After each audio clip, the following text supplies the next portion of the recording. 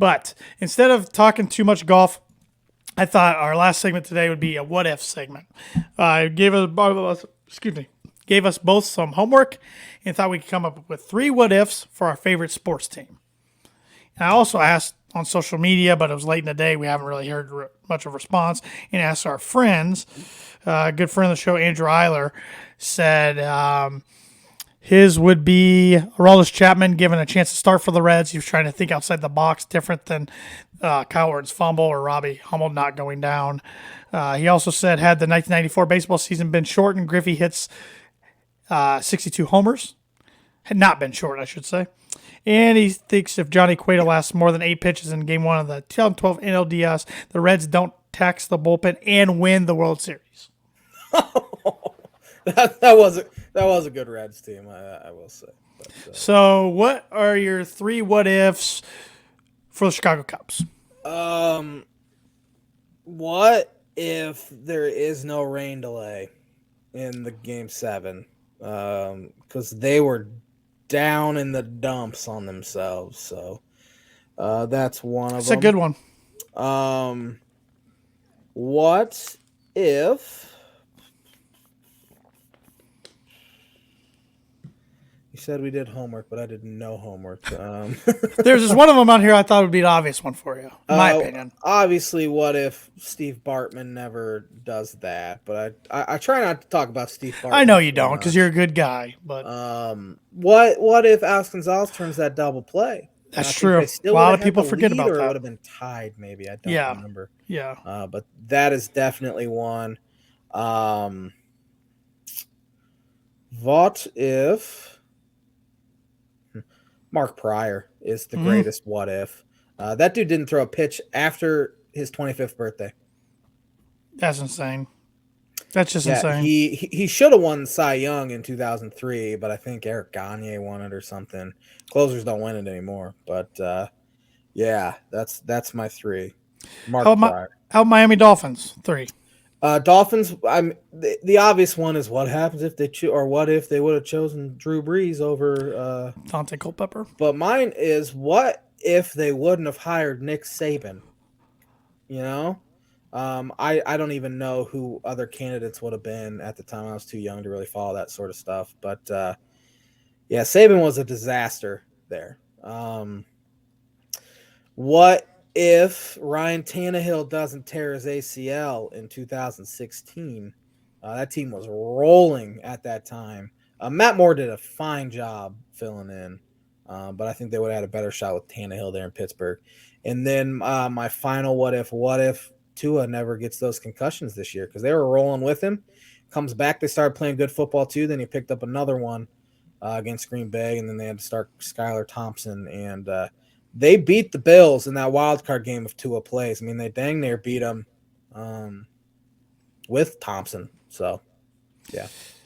And lastly, Illinois basketball. What if Bruce Weber would have decided to stay at Southern Illinois and wait for the Purdue job to open? An obvious one is what if Bill Self stays, but I'm not even going to do that. But one candidate, if they wouldn't have hired Bruce Weber, was Dana Altman, and he could have been there for a long time.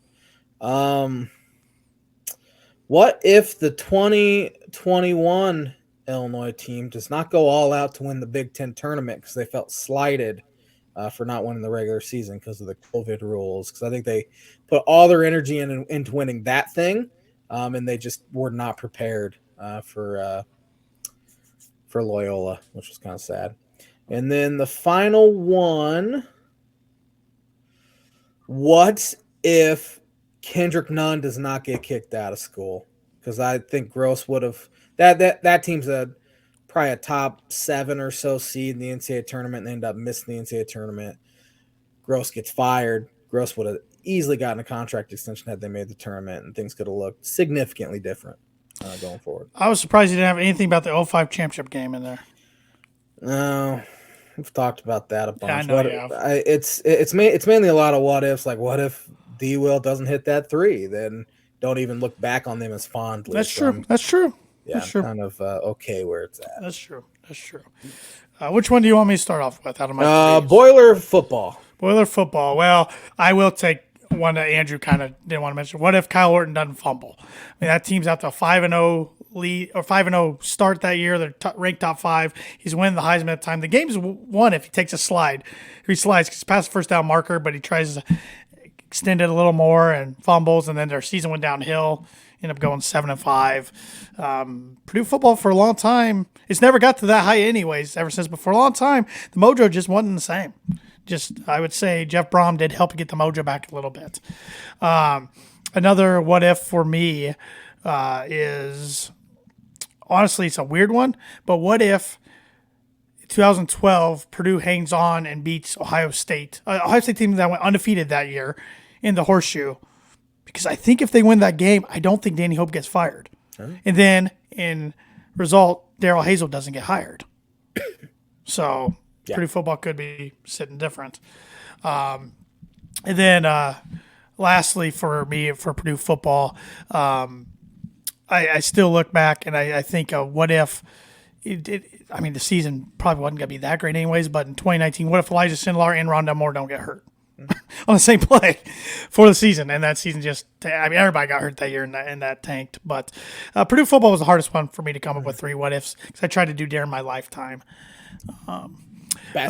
Purdue basketball. What if Robbie Hummel doesn't go down in 2010? That team was rolling at the time. It was going to be a 1 seed. It still made Sweet 16 without him, so that's always a what if for me. Big what if you could do 2 in 1 game even. What if Ryan Klein makes the second of the 1-on-1 or his second free throw of the 2 in the Final Four, or Purdue gets the rebound on the missed free throw. They go to the Final Four, and who knows? They play Auburn, house money. Who knows? Maybe they're in the championship game. Yeah. And then lastly, what if they got past? It's just recently biased, but what if they got past Fairleigh Dickinson this year? Yeah, absolutely. I mean, you'll just never know because they were a 1 seed. So a lot of what ifs I could do there. And then Denver Bronco football, my 3 what ifs. One of what if the Flacco bomb doesn't happen in 2012. I think that was Peyton Manning's best team of his 4 Bronco teams. I think that team was ready to win the Super Bowl. And just crazy play happened, and then they lost in overtime. I also have what if Brock Osweiler would have stayed in Denver. And I'm going to die on that hill because if he didn't go to the Texans, I still think he'd be in the league as a quarterback. He turned out to be awful. But I think with that team, he played good enough to help that team win Super Bowl 50, even though Peyton came in to finish it off. With that defense still intact in 2016, he knew that offense. They still went 9-7. Without him, but missed the playoffs with Trevor Siemian. I think they were good enough at least to get the playoffs that year, and then I still think he'd at least be in the league because he's still young, but he's retired now and a commentator.